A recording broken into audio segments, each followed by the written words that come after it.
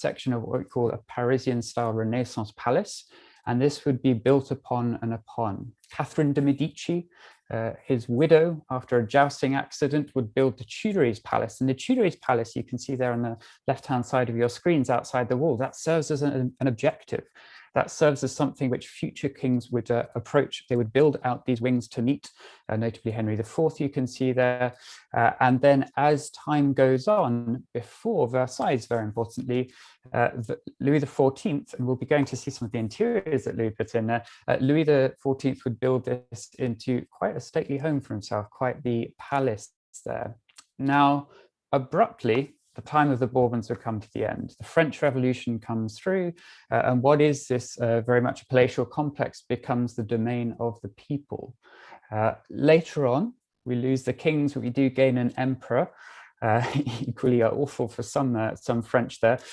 Napoleon would build upon this, and then even following beyond Napoleon, quite late into the second half of the 19th century, his nephew, Napoleon III. Napoleon III, if you've heard of Paris as a whole being Haussmannized or being rebuilt, Napoleon will work with Haussmann to finally unite all of those wings of the Louvre together. In fact, as part of building the streets, the main shopping street, Rue de Rivoli, if you've ever walked down it, just on the north side, the top side of the Louvre there. The Tuileries, though, it would never be united for long, so a matter of decades later, it was in fact burnt down after the Franco-Prussian War, the Paris Communes. And then very, very recently, we have at the heart the pyramid and some of the glasswork coming into the structure. So a compressed history there for all of you, but just gives you a good global vision of this, the slow evolution over 800 years there to remind you. So a very, very long evolution to bring you with what we have today. Now, if you ever visit the Louvre, if you've been there, this is typically the view which will first present itself as such to you. So you have Pey's pyramid. You have this pyramid at the center of the Louvre, which serves as the modern lobby to it as such. It's easy to forget, though. It's easy to enter straight in as such, but it's easy to forget where the Louvre sits in the city and to actually forget that the pyramid is one of a long line of monuments. Now, if I can show you here the same perspective, looking at the pyramid there, we have to our right, we have the Denon Wing sprawling around. We have to our left, the Richelieu on the north there. This was in fact the Ministry of Finance, just a little detail there, until the 1980s. So the transformation of that into a museum was very modern, coinciding with Pey's building of the pyramid. But if we continue to look around here, and I'm afraid to say it's not quite as peaceful as this typically, we're confronted with an archway.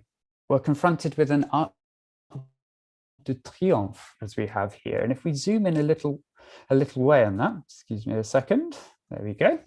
The Arc de Triomphe, which is built here, we call this the Arc de Triomphe de Carrousel.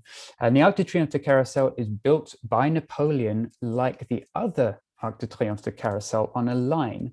If we zoom in, I'm not sure how visible this will be to you. You can take me on trust, I hope.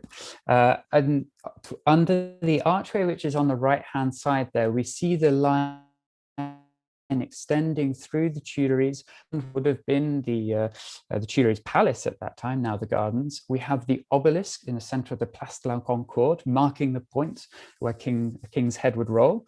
And then at the top of that Champs-Élysées, we have the other Arc de Triomphe. So when we think of the pyramid coming into the Louvre, it's nice to remember that it's not sitting there in isolation. Now, I'm sure some of you may know a little bit about this pyramid here. It was under François Mitterrand that this was brought into the city. And Mitterrand would actually bring many modern structures into the city. He was a very controversial president for what he would allow to be built in some of our most precious spaces here. The architect I.M. Pey, when he's building this, chiefly he wants to build something divorced from the style of the rest of the museum, something that is entirely new. Its resemblance there to Egypt, like the collection sitting behind it in that Sully wing of the Louvre, there is no designed connection there. This is entirely of its own history. And I think for me, it really makes sense when you go inside the museum. So when we go inside the museum, this very pleasant, very airy, very open subground level here is what we can take in. You've got that amazing helical staircase. If you ever have the courage to take it down there, I do advise it. And this is really the idea of the pyramid here, is to allow us to then visit the three wings of the Louvre. So if I would spin ourselves around, on the north, I mentioned briefly, we have the Richelieu wing. The Richelieu wing, the reason that you would go there chiefly is to see, for me, in any case, it would be to see Napoleon III of the 19th century. Has some really amazing decorated spaces to see there. Where we will spend most of our time today here is on the south side. So most guests would go through the south side into the Denon Wing there to see Italian Renaissance collections, the French painters' paintings, which I will come into detail on a little bit later. But I definitely think if you have the opportunity to go, it's well worth going straight ahead into this area here, which is Sully. And as you move through underground, you're moving through very, very modern spaces. However, you soon come across this, okay? So it's a very nice reminder and very much connected to the story of Pei's pyramid.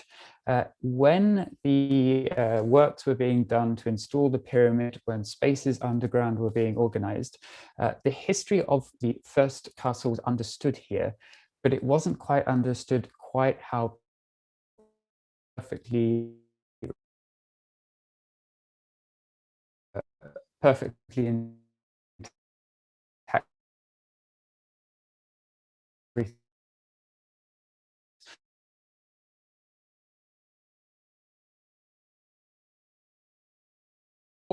everything was. We are walking through the most everything George Joy on this is mark. So many of us with these marks for illiterate masons. This was the way by which all of their work would be tallied. They were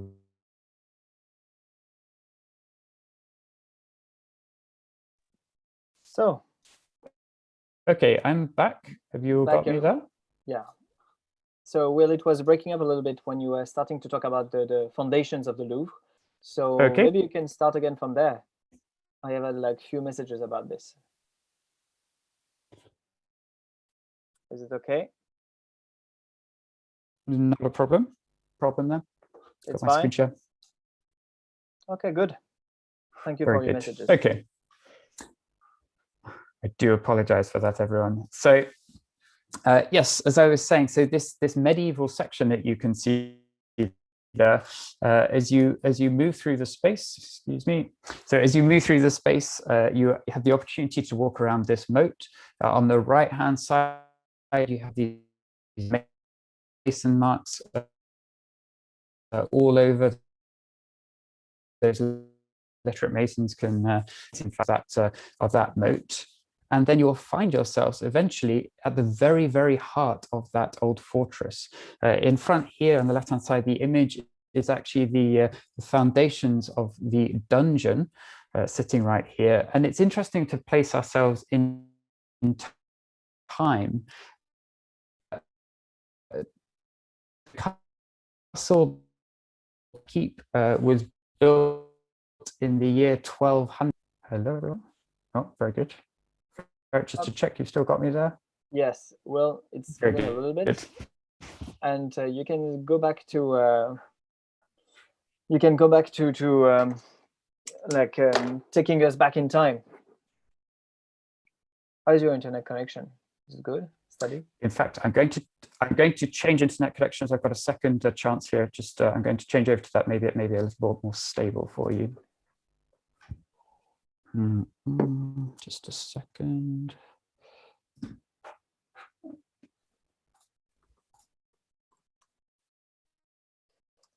Yes. So anyway, we are recording it, and when we record it, the sound is going to be perfect. So for those who I have like 1 person, 2 person who like cannot have a good transmission. So, and if you feel like you need to go, you can go, it's fine. We're going to post this video online afterwards. Well, there will no be Q&A at that point, but you will still be able to rewatch it later. Are you good, Will? Is it switched? I think we're all good. Do let me know in WhatsApp. Yeah, I think if it's you have fine. any issues with this. Okay. I think it's fine. So moving on here, yes, as we go to the center of that fortress, we have this keep here. 1200 is the time that keep was being built up. And just shortly before in 1163, do bear in mind to calibrate this as such for yourselves. This is the time that the Notre Dame Cathedral is being built, the Basilica of the Notre Dame. In fact, the keep would just about beat it to a height of 35 meters, 100 feet. This would in fact be the tallest structure in the entire city. This would dominate everything around. So quite impressive, something quite impressive, especially considering the time, the age in which this was created here. Now, I would love to dwell on the medieval history here. I'm going to move us a little forward in time. And as I said a little earlier, we're in fact going to spend our time predominantly in the Denon Wing. Okay, so in Denon, just to give yourselves a map, and I'll try and keep you located as we do this evening. In Denon here, we have some very extensive collections. Denon is probably most reputed for its Italian Renaissance collection. However, we have French neoclassical, we have Romantic sections in there. We do have some rooms as decorated, which is where I would like to start at the time of Louis XIV, and we will come to a little English section as well for a little while there. So to look back to the time of Louis XIV, here we go. So this room here is known as the Galerie d'Apollon. And the Galerie d'Apollon, to bear in mind here, Lebrun and Levaux are the two characters here.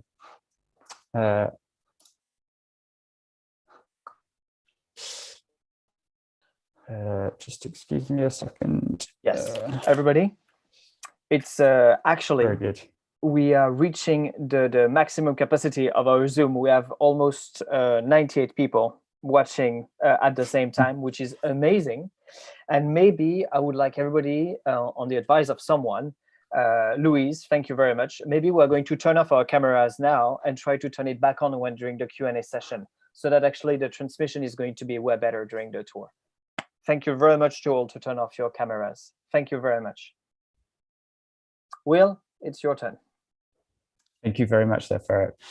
So yes, the Galerie d'Apollon, the two chief designers, the brains behind this here on the direction of Louis XIV are Lebrun and Levaux. And Lebrun and Levaux, these are characters that are implicated in Versailles. This is almost a test bed, as you can think, in a way, a precursor the Galerie des Glaces. And as we look through this room, whilst much of what would be on the floor down ground level has been removed, the real treat is up in the eaves as such. So if we look up to the eaves, we have gold leaf, a profusion of gold leaf all over. There are many figures all the way through this, which are cast here. So these may look like marble statues, something that you would see down on the ground levels. These are a plaster of Paris cast here, these moldings. There's a work of grisaille, as we would call it. So inside these medallions here, some incredible artistry, which almost looks as if it's jumping out at us, almost like a frieze. These are in fact simple monotone paintings here. And then looking back at every space between these little alcoves, we have a collection of tapestries, actually. So Louis XIV, naturally, at the center of everything. Henry IV is on the left-hand side there. Henry IV, really important in building out that main south wing, the Grand Gallery, as we'll visit later as such. And then on the left-hand side, Francis I, we will return to. Francis I there, one of the main Renaissance kings of France, to be really known as a federator, bringing France together, an important story, his person in the whole story of the Louvre. Now, at the center of the room, we have a number of cabinets here. In the first few cabinets, we have, relatively modest tableware here cut in crystal to spin around. On the other side, we have other ornaments here in precious stones, but this is really just the start. What is most impressive to me is found at the end of the room, and we have these. Okay, so these are only two of the crown jewels. We have an extensive collection of crown jewels, typically on show for you in the Galerie d'Apollon, and it's easy to overlook our crown on the right-hand side there. However, the crown on the right-hand side there, it comes from, maybe modest, comes from, it was made for Napoleon the Emperor. Napoleon, in fact, the reason he's having it made in this way is actually to hark back to the kings of old, some of the very first kings of France. Charlemagne, this crown is modeled on. However, there are also reminders of figures such as Caesar. He liked to compare himself back to the empire of old, to Rome, and this is what he's really trying to recreate here. We do have a cross on the very top. He is a pious man to a certain extent, although if any of you have an opportunity to look at his coronation story, quite amusingly, on the day of his coronation at Notre Dame, in fact, he would take the crown out of the hands of the Pope in the last few minutes to crown himself, to assert his own authority over the church. So quite a figure there in any case. And then on the left-hand side, what really steals the show there, that crown absolutely encrusted with diamonds and precious stones, that there is the crown of Louis XV. Louis XV, quite something. In fact, there's one stone which used to sit on this, which was actually used by later monarchs. And I think you'll understand why when I show you the next slide here. So a modest little Regency diamond, okay? The Regency diamond, I included the image of the crown there so you can get an idea of the scale of that Regency diamond. The Regency diamond is 140 carats in weight. For those of you in metric, that's a diamond which weighs an ounce, 30 grams or so there. It is the largest pure diamond in existence, quite something. And the story by which it came to France is really quite extraordinary. Now, the diamond here was discovered in a mine in India. It was discovered by a simple slave. And at the time before it was cut, this weighed a pound. Now, how do you hide a diamond that weighs a pound? Apparently he had a wound which was large enough to hide the diamond in. Okay, sounds very improbable, I know. Oh well, the slave has the diamond in there, manages to get to freedom and lives a life of Riley thereon. Okay, maybe not. In fact, of course, the events which followed the slave finding this diamond are somewhat debated, but I'm afraid to report that the slave did not live very long after that.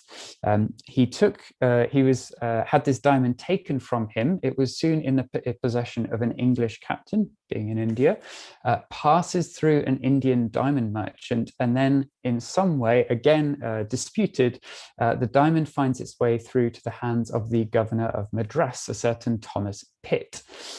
In fact, the story, even up until this point, was so tumultuous as such that a satirist of the time actually wrote a little ditty about this, wrote a little poem about it. So if you'll let me quote, he would write, "Asleep and naked as an Indian lay, an honest factor stole the gem away. He pledged it to the knight, and the knight had wit, so kept the diamond, and the rogue was bit." Quite a sensation at the time, finding this diamond. In fact, it would take 5 years for this diamond even to be cut. Now, pieces of it were sold on to Tsars of Russia, pieces of great. It was offered for sale to many European monarchies until eventually the diamond was sold to the regent of France, hence the regent diamond, who would become Louis XV, the holder, the bearer of that crown as such. So an amazing story there. And even there, it doesn't finish. At the time of the French Revolution, the diamond was stolen along with some other crown jewels. It was later found in the attic, in a Parisian attic. And then at the time of Napoleon, it was formed into a sword for a while. His wife, the Empress, also was known for wearing it, tiara, sometimes a hat as well. So quite an amazing story there, quite an amazing stone if you get the chance to see it. As I say, largest clean diamond in existence, quite something. Now, with my background as an architectural photographer, I love to look at the architecture here. I love to look at the spaces in the museum. However, most people would come to the museum to see the artistry, to see the paintings, most notably. So the paintings which I've chosen to talk about tonight, I wanted to look through them in more or less a chronological order. So staying within Denon, as we move through, I'd like to start tonight with the Gothic period and with two paintings which some of you may recognize. So here you have, left and right, we have La Maestra by Cimabue, and we have St. Francis of Assisi, St. Francis by Giotto. Don't worry too much about those artists in particular. I show you these pieces because I think they tell us a lot about the time from which they came. They can tell us a lot about the styles of the day here. So these two pieces from the late 13th century here, you may even nowadays see parallels to these, okay? So these altar pieces here, if you would go into a Russian Orthodox church, for example, if you would go into a Greek Orthodox church, you may see pieces that are very, very similar to these two here in their style, in their lack of perspective. We'll go into that in a moment. So a style which is very, very heavily Eastern influenced, very heavily Byzantine influenced. Now, to break these apart for you as such, on the left-hand side, fairly easy to understand, we have a Virgin Mary with Christ sitting on her lap there. Christ is very evident here as to his identity by his position relative to Mary, by his halo. But if you see a young boy, a representation of someone with two fingers, particularly later in the Renaissance, where there are fewer clues, this will often be Christ looking back at you as such. So fairly simple there. On the right-hand side, we have St. Francis of Assisi. So St. Francis is a monk who is seen as supporting the church as such. We have a lovely triptych at the bottom of that image there.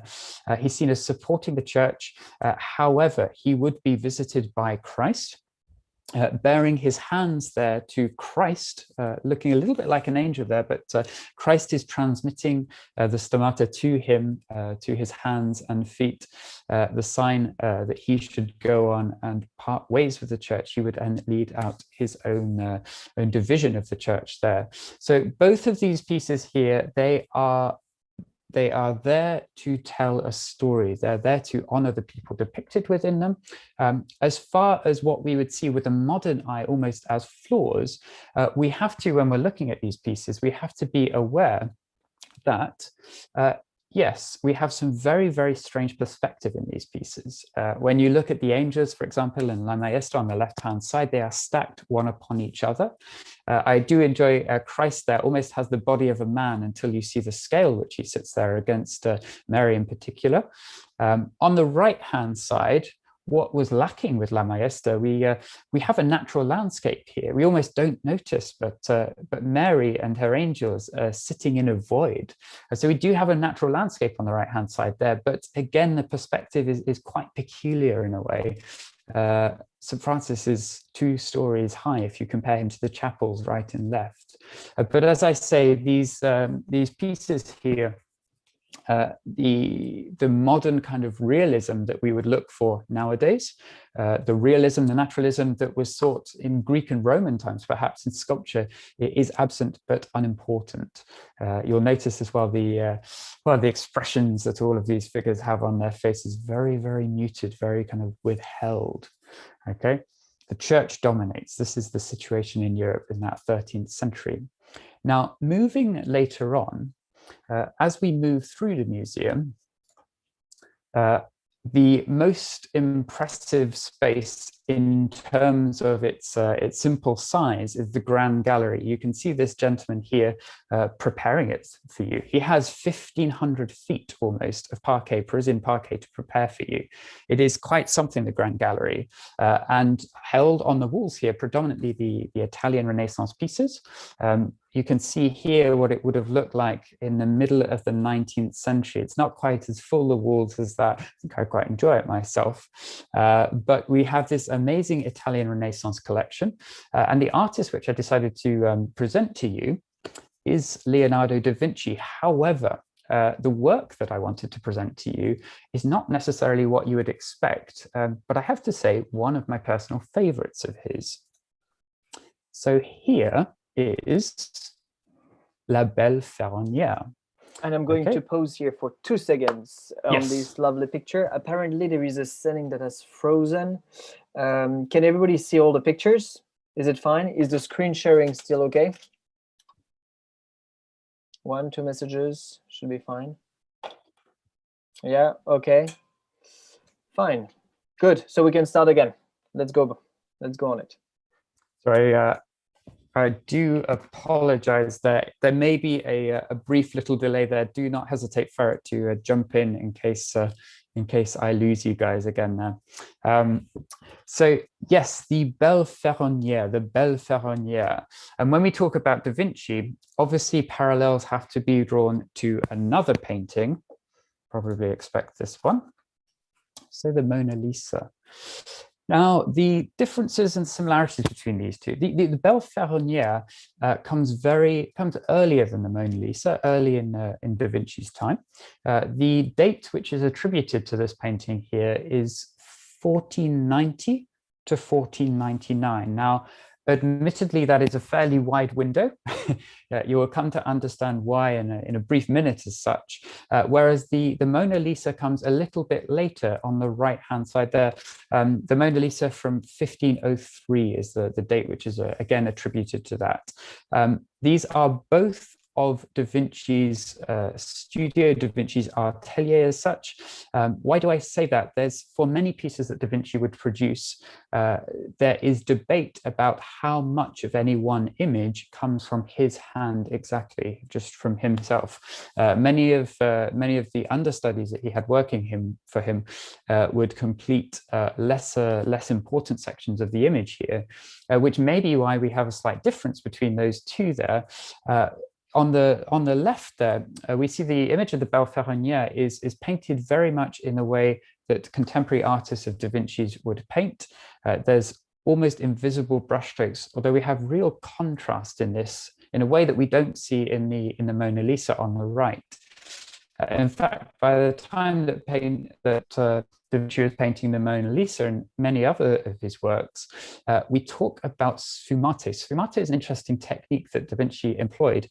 You'll see, for example, in general, the face, but also the veil shows this very well. Da Vinci would, in fact, painting on wood here, but he would paint with many, many layers of a fairly translucent pigment. So this gives us the almost ghostly, this almost kind of ethereal quality, particularly to skin that we see in the Mona Lisa there on the right-hand side. This is particularly noticeable if you see these two images under X-ray. It's very, very difficult to see the origins, to see the first workings under the Mona Lisa, simply because of all those layers that you have in her.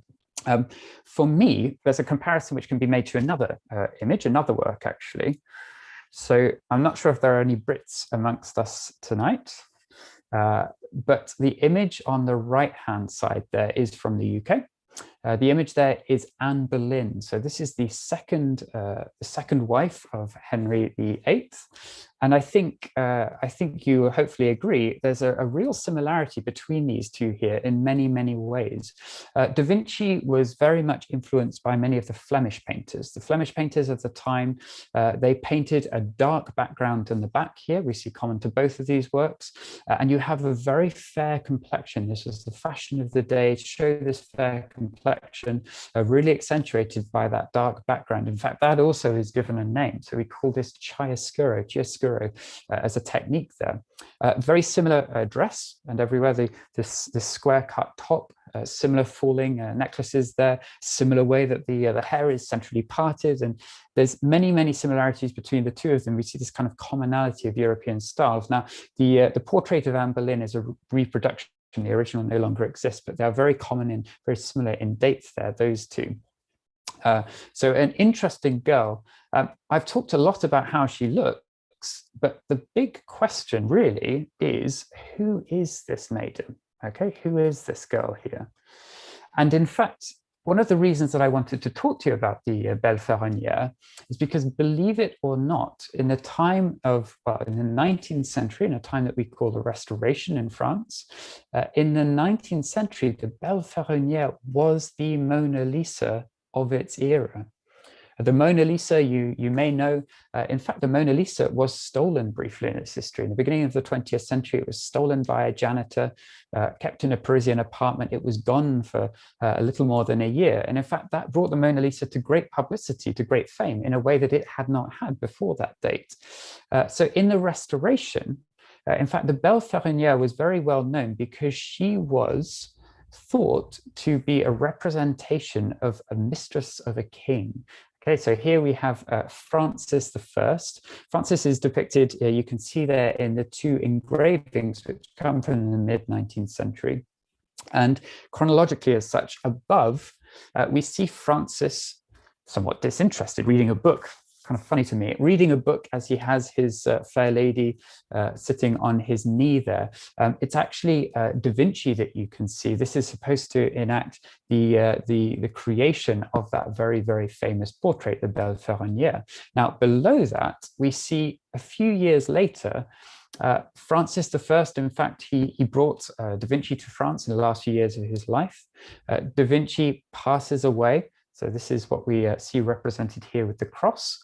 And the older Francis there, the king, it's quite amusing. He's almost more interested by the portrait of this great famed portrait of La Belle Ferronnière than the girl, than the maiden herself. You could also, you'll see on the right-hand side there, you could buy ceramics of the day, a little bit like in the UK, whenever there is a coronation, a jubilee, a marriage, a royal marriage, something like that, you could buy your own memorabilia with the Belle Ferronnière represented there. So quite extraordinary, the fame which this girl had here. However, why am I telling you all this now? And why am I saying that this was the state back in the 19th century? Because I'm afraid to say this is a very good lesson in not trusting your guide, not trusting your art history, in fact. Whilst this is a wonderful story, whilst this is a great way to think of the identity of the Belle Ferronnière, I'm afraid to say we know who the Belle Ferronnière is. And in this next slide here, slightly less elegant, if you not sure what your opinion is on that, but slightly on the left-hand side, this is in fact the Belle Ferronnière. And as it transpires, both of these works were held by the royals in Fontainebleau. And in the early 18th century, a stock take was taken as such of the royal collection. And very simply, these two pieces were confused, okay? So we now know that the Belle Ferronnière, in the identity, the true representation of her, is indeed the girl on the left there, which begs the question, who is our Belle Ferronnière on the right-hand side? And in fact, the Belle Ferronnière on the right-hand side there, thanks to an Italian physician who was particularly interested in the writings, the notebooks of Da Vinci.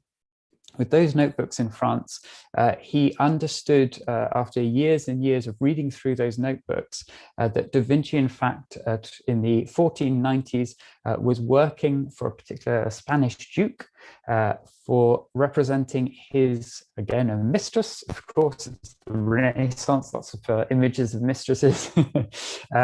He was, in fact, commissioned to paint a painting of a certain Lucrezia Crivelli.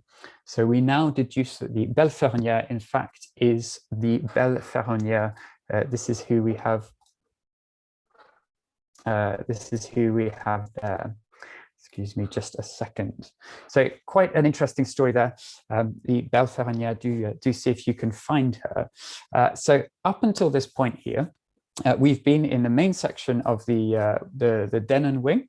I'd like to take you a little bit off the beaten track here. So to the end of the Grand Gallery, you'll have to ignore the signage as such. You'll see at the center paintings, Great Britain, United States. English speakers tend to be lumped together a little bit in France. But if you have the courage to go 1,500 feet, 1,500 steps almost into the distance, after a while, you will find the English section. Okay, the English-British selection. And in fact, the Louvre has one of the most impressive collections of English British art outside of the UK.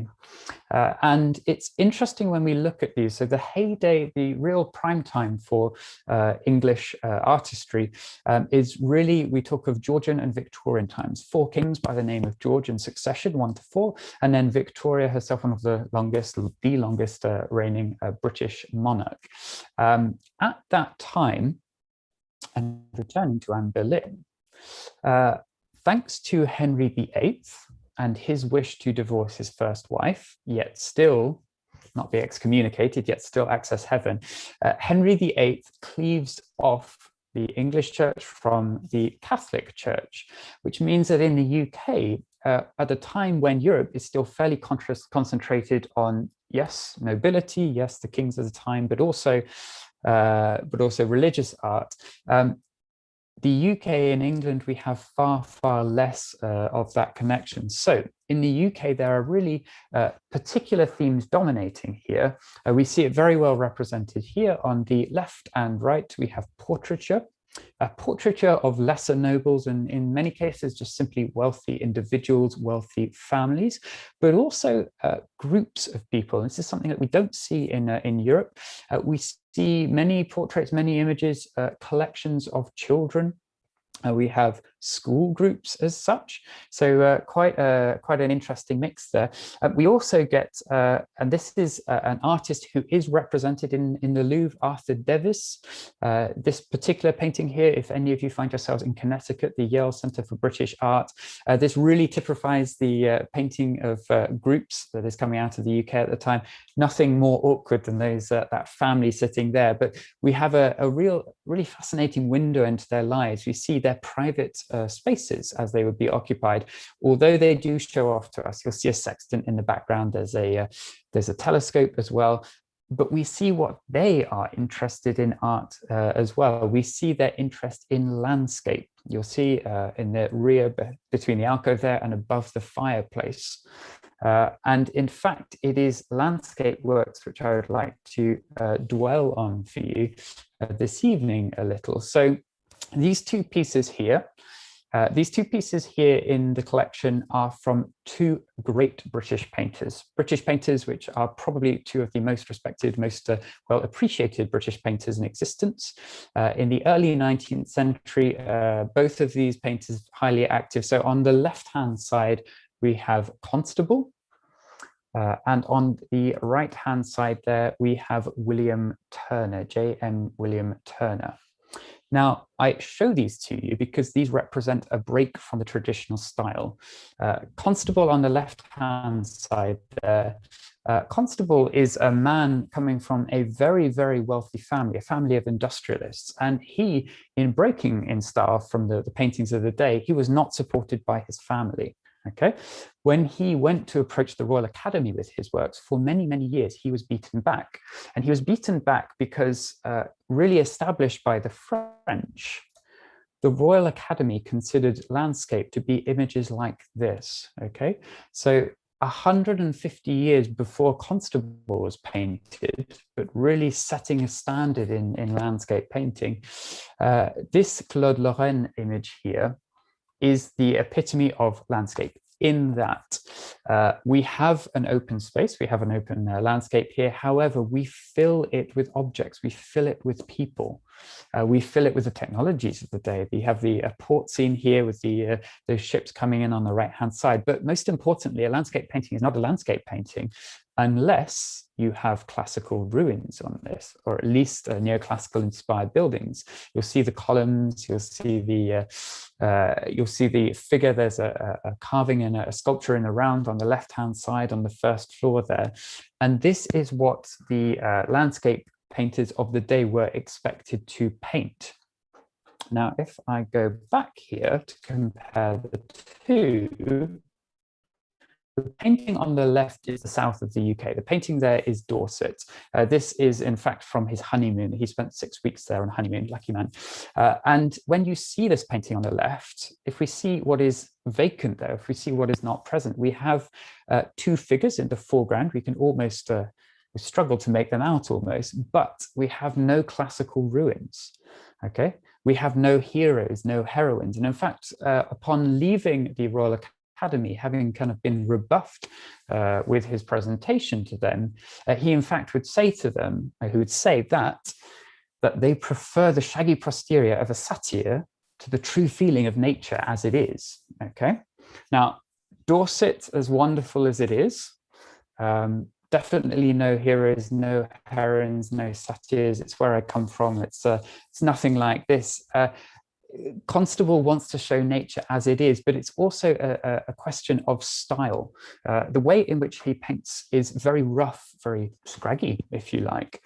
If we take a zoom in on one of his earlier studies for this piece, on the right-hand side of the painting, you can see zoomed in on that green, luscious hillside, a little bit like painters into the future, and particularly in his representation of color. He would, yes, create a foundation, but he would often break the colors down into elemental pieces. You can see blues in there. You can see hard browns in there. This is really separated down into almost the impressions that this space is giving to him. And I use that word very, very carefully, although with my next slide, hopefully you'll see where I'm going with this. So again, to compare these images that we know, so Claude Lorraine, this idea of what landscape is down there at the bottom left, what the expectation is. On the right, we have Constable's Bowley's Cove, Weymouth Bay there. And the image which is at the top left there, some of you hopefully may know this. You can see this, not in the Orsay, not in the Orangerie, as some others of his pieces are. This is still in Paris, though, if you'd like to find it.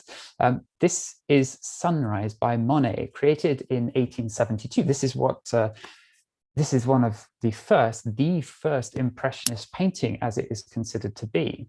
Okay, and when we compare all of those three together, I think there's definitely a case here to say that what Constable is painting, he is moving with the times. He's anticipating. He is definitely spreading himself out away from what Claude Lorraine was producing. I can fortunately say that Constable was admitted into the Royal Academy, but it took him many, many years to do so. Many, many more years than his contemporary who would produce this painting. Okay, so this painting here, which I'm showing you, again in the Louvre collection, this painting is produced by JMW William Turner, my namesake. William Turner, born within 12 months of Constable, had a very, very different upbringing, very different background, and a very different evolution in his own career. William Turner he's the son of a barber, a wig maker, in fact. Now, despite his lowly upbringing, he was a Cockney apples and pears kind of a guy.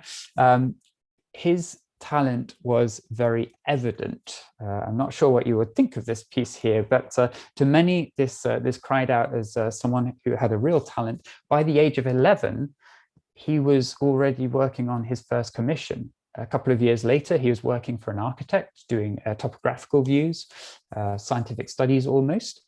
By the age of 15, the Royal Academy, which Constable struggled to get into, in fact, Turner had already exhibited in by the age of 15. I don't know what you're all doing at 15, but I definitely wasn't painting like that. So this is the skill of William Turner, excuse me there.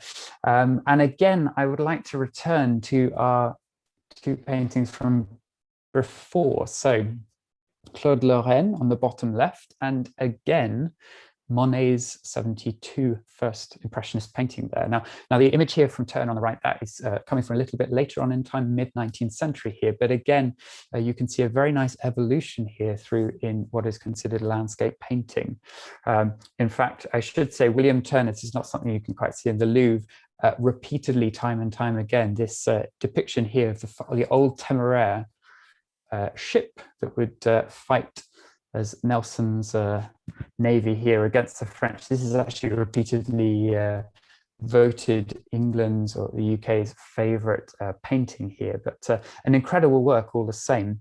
There is a nice little film, if any of you have the opportunity to watch it, if you enjoy the English language of the early 19th century.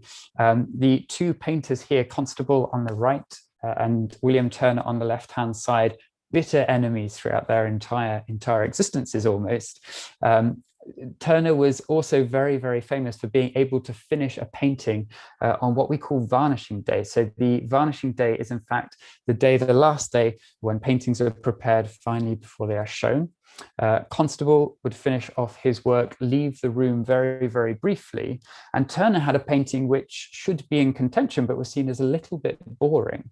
Now, as Constable's left the room, Turner, to this very muted greens, blues, whites painting, takes a broad red brush and upon his work paints this little red spot. It's kind of peculiar there when you see it for the first time, until you realize what he has done. He has painted a boy.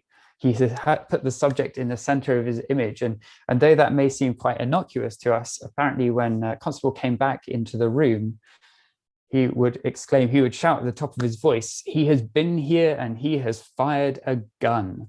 So an amazing rivalry between the two there.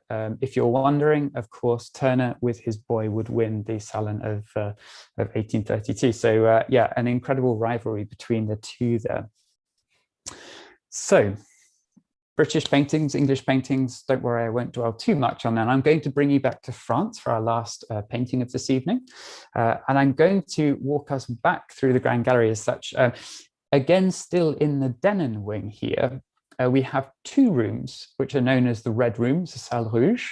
The red rooms, the red and the gold there, in fact, are the imperial colors for Napoleon. And these rooms are a fantastic place to see the coronation of Josephine, the painting which depicts Napoleon and Josephine's coronation. There are also representations of Napoleon crossing the Alps and alike. I really enjoy this space because it's a great way, a little bit like I said at the very start, to understand what makes France what it is at the moment. But we also have depictions of almost events of news, what we would call today. So events of actuality, events of the time. And a painting which I'd like to finish on with you tonight before we come right to the end. On the right-hand side there, we have quite an imposing painting. You can see the individuals just before we break to it itself are a little larger than life-like. It is a terrible scene. It really confronts you when you come to see it in person. And this painting here is known as the Radeau of the Medusa, the Raft of the Medusa, of the jellyfish. Jellyfish, you'll have to trust me, sounds much more terrifying in French.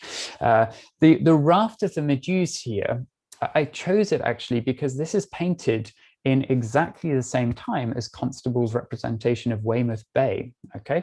So you can really think of these two as contemporaries, only separated by the English Channel there. The reason that I love this painting here is because it has an incredible backstory. So the event here of 1816, we have the captain of a ship who, as the king is brought back to power, he is given a captainship as he is an old royalist. He's loyal to the King of France. However, the last King of France was around at the time of the French Revolution. He hasn't sailed in 25 years. And on his first passage since retaking the helm as such, he would wreck his vessel. Okay, he would take his vessel, ride it up on a sandbank 50 miles or so off the coast of Mauritania. And this was not that dramatic, it has to be said. The ship simply sat there high and dry, sat up high for 2 days until it was eventually decided that everyone should abandon ship. Of the crew of over 400 people, the majority take place aboard the lifeboats. However, 150 are left to sit on the raft here. However, 150 souls on that raft, as soon as they would step on board, they would sink a meter down up to their waists in water. The lifeboats, they started to tow them back to shore. However, making such slow progress, one by one, the lines which really held that raft to the lifeboats, they were cut, and the raft very soon finds itself abandoned. Now, the people on that raft, they would spend 13 days aboard, and it was really quite a terrifying sequence of events. There were rebellions. There were people who gave up all hope and sacrificed themselves to the sea. There were terrible stories of cannibalism, okay? And this really was just a horrific, horrific story. In fact, the eventual survivors of that event, less than 10%, so 10% of those that got on board, the survivors would write their account. This became really the novel of the day. This became the thing for everyone to read, the wrecking of the Medusa. And we have a French painter, Jaricot, who is a young man, early 20s. He's returned from Italy. He would like to make a name for himself. He sees this as an opportunity in a day before photography to represent these real events. But to ensure realism, he does everything in his capacity to make sure it's right on point. So he will take a studio in the north of Paris. He will first meet with the survivors, the writers here, Savigny and Correard. He will understand every detail, feel every terror, if you like, before he commits this to canvas. He will meet the carpenter of the Medusa. They will, in fact, all four of them together, they will build a scale model of the raft. We see it perfectly reenacted in the represented in the scene. The studio which he took in the north of Paris, he chose actually for a very peculiar reason. He chose it because it was next to a hospital.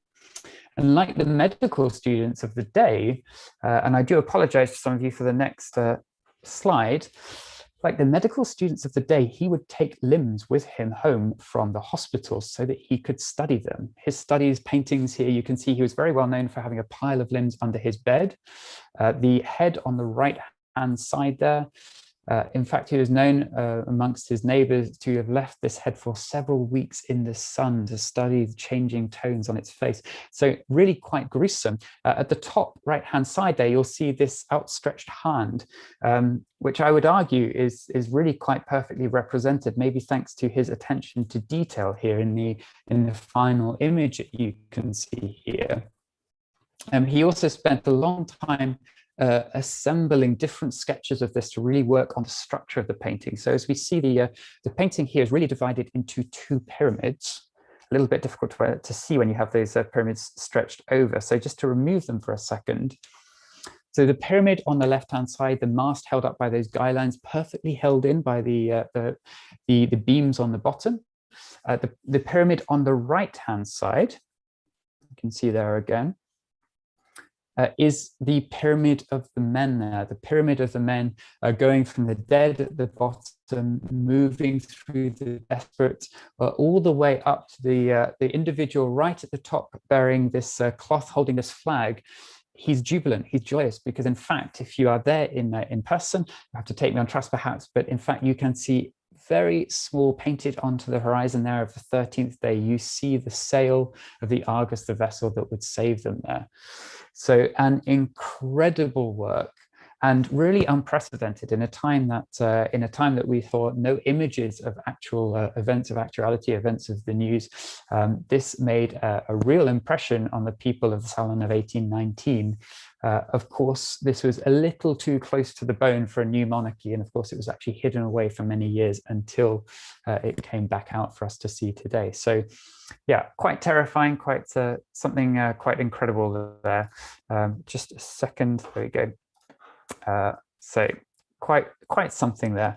The last painting that I wanted the last work that I wanted to show you, just the last 5 minutes before I come to an end here, is something entirely different. Now, if you walk around the Louvre, you may see some installations which seem a little jarring, considering the collection of the Louvre goes all the way up to 1848. In fact, since the post-Second World War II, 1853, the Louvre has had a certain number of living artists come in and actually make for us, install, really knitted into the architecture, some modern pieces, modern works of art. So, on the bottom right-hand side there, we have The Birds, Les Oiseaux, by Georges Braque. In 1853, Georges is a contemporary of Picasso. He was there at the time of many of the Impressionists. If you would like to see him, he's represented in the Pompidou. We have many, many more of his works, but Georges Braque was the first one to be welcomed in. On the left-hand side there, in 2010, Quai Twombly Quai Twombly. It's quite a mouthful, that. Quai Twombly presents to us ceiling. On the ceiling, this ceiling here is really there to offset the bronzes of the room. He paints in a very kind of geometrical way, but quite refreshing, quite interesting, that. And then on the right hand side, François Morlaix, the window frame that you see there, again, another modern art piece. In fact, when you see slightly translucent windows in the Louvre, often the windows inside the openings don't represent those on the outside. His installation here is supposedly a reminder of that, and it's quite interesting. As you move around it, those two frames move over each other in quite an interesting way. And in that theme, the last piece that I would like to talk about, and I hope this is clear for you, I'd like to very briefly show you a film of the most recent piece to come to the Louvre, Elias Crespin's Wave. Okay, so Elias Crespin is a Venezuelan artist. Okay, Elias Crespin, his first installation was in the Grand Palais in 2016, and Elias Crespin, the kinetic artist, to give you an idea of kinetic art, there are two ways of making kinetic art. Either you can have a static piece which people move around to understand perspective changes on, or a little bit like his grandmother, Elias Crespin works here with art which moves. There can be simple kind of mechanical moving structures, or as Elias does himself, Elias likes to involve a lot of technology, although it's really intended to be invisible. So here, in this staircase here, we have 128 metal bars, equally spaced, held out in one line, and lines going down to them to hold them, to move them, as you can see here. Now, Elias, as I say, influenced by his grandmother. There you see his lovely grandmother, one of her pieces. But Elias, yeah, he's a geek. He is also a mathematician. And then the way that he formulates his work, he likes to think of his work as a representation of mathematics. He shows us simple linear functions, straight lines, diagonals, and the like. He shows us parabolas, beautiful waves, if you like, exponential curves, and this time exponential curves sweeping through. The idea of his work here is that as we move in a transition through spaces, we see the movement, something that obviously we have nowhere else in the Louvre. And I must say, personally speaking, it's quite transfixing. It really kind of does take over. As you watch it, you see it transitioning very calm at sometimes. Sometimes it will move more aggressively as well at other times. Sometimes smooth curves break apart into almost chaos. And it just invites us to pause. So even if you haven't seen anything like this before, it's a wonderful pause between spaces. It's a wonderful break. It's a wonderful moment of reflection as such. So I think I'll leave you here with a few images of Elias Crespin's work. I've had fun tonight, actually, I have to say. I'm going to stick around. So if you would like to ask any questions on anything that I've talked about tonight, I'll do my best. I'll endeavor to answer those to you. However, before I do that, I'll pass over to Ferret, who I believe has a few words. Just to give me a minute to catch my breath before we get on. So Ferret, thank you very much. I'll pass over to you. Thank you very much. And like for you to catch your sweet voice, actually, your British accent has had a lot of success among our viewers. And before we go to the Q&A session, I would like to remind that if you find this valuable, you can support us. You can share our events. We're going to have 2 tours coming up in the next week. We tend to do these tours every Saturday, and it's going to be next week, the history on the prism of woman and the great woman that made the city of Paris and France. And it's going to be Josephine, my wife, who is going to do the tour. And in 2 weeks, I am going to do a tour about the catacombs of Paris, which is my very favorite topic in the city. And I never had the chance to do a live tour in it since there is no connection 120 feet below with a lot of bones. So if you want to share our events on our social media, sign up for our next events, like our page, subscribe to our YouTube channel, but you can also help us financially. These tours take a great deal of time, and if you're able to help, it means the world to us, and it will allow us to actually make it regular thing in the future. So please subscribe and enjoy. Now all the questions that pop up, there is like a lot of questions that were about the names of the artists, and I think next time we're going to actually get the names and the titles of the pictures on the paintings, on the slides. And now there is one question that was interesting. It's where the collections of the Louvre are coming from. There's a question that asked exactly, where are all these British paintings coming from? Were they acquired, stolen during wars, anything? Can you explain us where the collections are coming from, Will? So it's very simple, and actually it's a little bit different to the typical collections of the Louvre. The typical collections of the Louvre, I hate to say, are in many cases spoils of war. The first large sections of the Louvre to open up at the time when Napoleon was in power are the Egyptian sections, the Greek, Roman sculptures as well. They were spoils of war in those cases. The same is the case for many of the Louis who brought pieces back. Interesting to note, by the way, as I said, Da Vinci, in particular, many people consider the Da Vinci paintings have an equal history. In fact, Da Vinci, as I said, does live the last few years of his life in France. Having said all of that, the English collection, partly because of the date set and the fact that, as a proud Englishman, I have to say, England not having been invaded for almost, a millennia now. In fact, the English collections, pretty much in their entirety, were very simply paid for, bought. Some of them were donated pieces to the Louvre. Some of the pieces were in fact bought by the rulers of the time. So that's how the English collection comes in. Okay, thank you very much. Also, there is a question. We didn't catch the name of the movie about the two competing painters with Turner.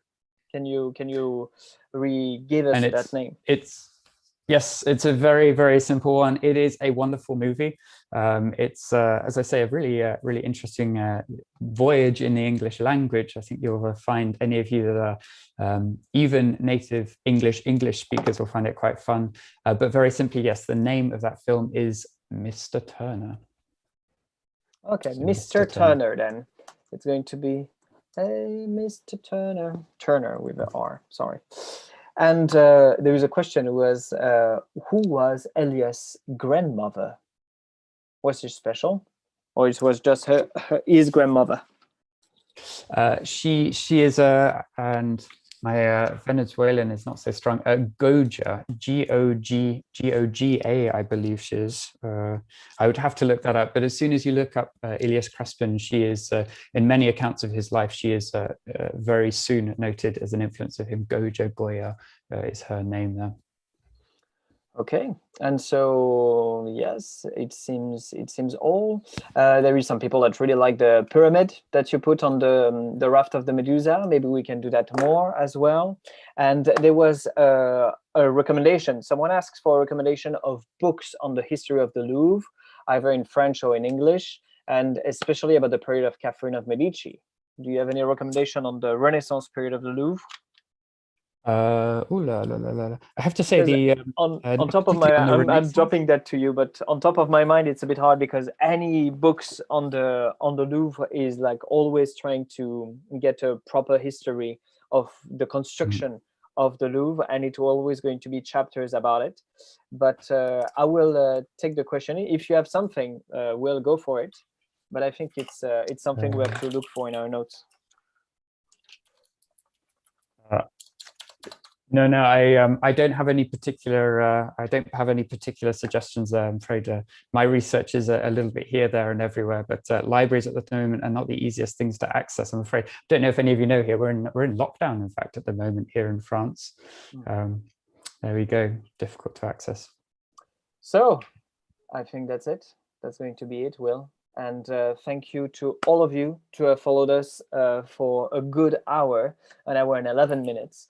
And now it's 9 p.m. in Paris. And I hope that you will be able to enjoy Paris again in a few months next year we'll see. Anyway, things seems to look better now. And thank you to all of you for your thank you messages.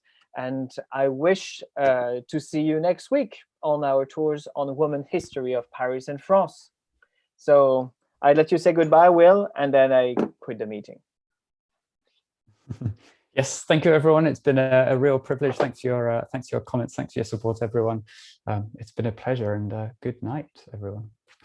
Bye. Goodbye, everybody.